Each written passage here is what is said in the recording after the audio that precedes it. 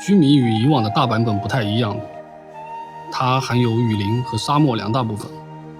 在设计过程中要注意的地方非常多，主要体现的是当地特色、核心主题以及幻想处理这三部分。雨林部分的风貌给人的感受就是山峦连绵的感觉，区别于里约的柱状形式、倒砌的横切硬朗。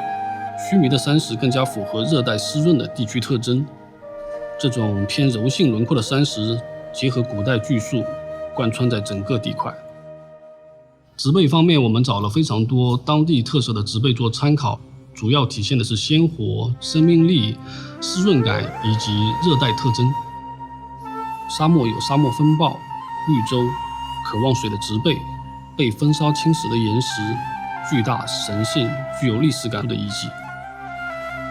整体的设计既表现雨林和沙漠的自然魅力，又揉进了很多幻想元素。我们一直在尝试设计的边界感，我们不想做非常现实的设计，也不能过多的放飞，需要做好异国风情、幻想度以及真实感之间的平衡。各个区域的主视觉同样非常重要，须弥的世界设定本身给视觉的多样性提供了非常好的支持，有各种各样奇幻的内容。这些内容根据玩家的游玩体验以及美术逻辑安放在各个区域，这样玩家的视觉感受和情绪变化都会更舒适一些，整体的游戏体验也会更好。玩家初到这片奇幻森林，会发现一座建立在巨树上的城市。在这片被草神护佑着的国度，你会遇见一群可爱的小精灵。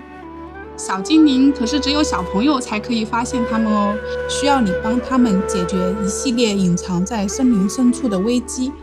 才可以获得他们的信任。在这个过程中，你会发现非常多的未知区域，有长满参天巨树且常年下雨的森林，有因为未知原因导致衰败的森林，也有巨大的伞状发光植物形成的特殊生态区域。在另一片森林中，你还会发现一个巨大的机器人残骸依靠在山体崖壁之间。在这些奇幻森林的背后，似乎正在被一股神秘的力量侵蚀着。从须弥城向西望去，可以隐约看到须弥的沙漠区域。在这里，你会发现颠倒浮空的神秘遗迹和冲破天际的龙卷风。在看似一望无际的沙漠下面，同样隐藏着非常多的探索区域。沙漠深处也有一个巨大的机器人，那这个机器人和森林的机器人又有什么关系呢？森林的神秘力量又来自哪里呢？就请旅行者去探索发现真相吧。